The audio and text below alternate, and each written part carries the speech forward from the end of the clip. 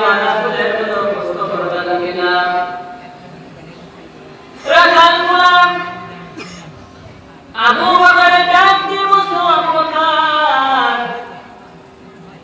আমরা তো আখিরি জামানার নবী মুহাম্মদ রাসূলুল্লাহকে চিনি না কিন্তু আল্লাহর নামে কসম খেয়ে বলছি আজ তিনটা দিন ওই গুহার ভিতরে একজন মানুষ সিজদায় পড়ে কাঁদে রব্বি হাবলি ইয়া উম্মতি ও আবু বকর আমি আল্লাহর নামে কসম খেয়ে বলি আবু বকর আজকে তিনটা দিন ওই ব্যক্তি সিজদায় পড়ে কাঁদে আমাদের উটগুলো ঘাসে মুখ দেয় না উটগুলো ঘাস খায় না পানি খায় না শুধু মাথা উপরের দিকে দিয়ে চোখের থেকে পানি ঝরে গো ও আবু বকর তোমার দোকান থেকে লোকটা উঠে নিয়ে যাও না হলে আমাদের উটগুলো না খেয়ে মারা যাবে আবু বকর এবার চলে গেলেন রাসূলের কাছে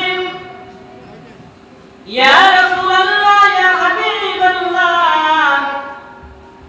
আপনার আর কামতে হবে না আমি রাসূল আমি আবু বকর চললাম আমি রাসূল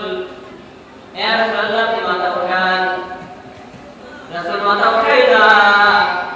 শুধু কান্দে রব্বি হাবলি ইয়া উম্মতি রব্বি হাবলি ইয়া উম্মতি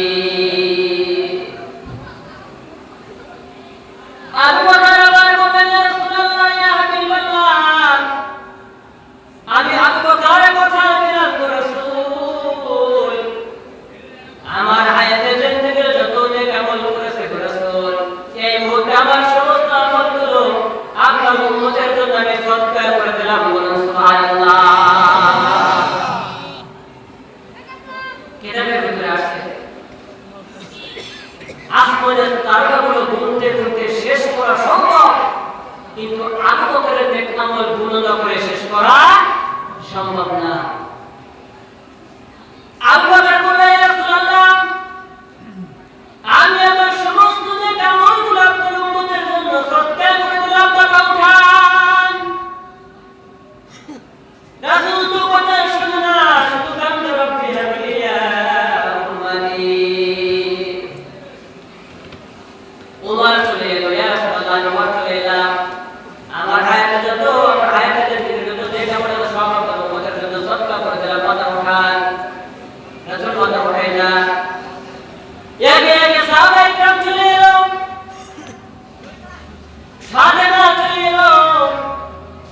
ফাতেমা এসে বলে ও আমার আব্বা জান মাথা উঠান গো আমি ফাতেমা চলে এলাম রাসূল মাথা উঠাই না ফাতেমা ডেকে বলে আব্বা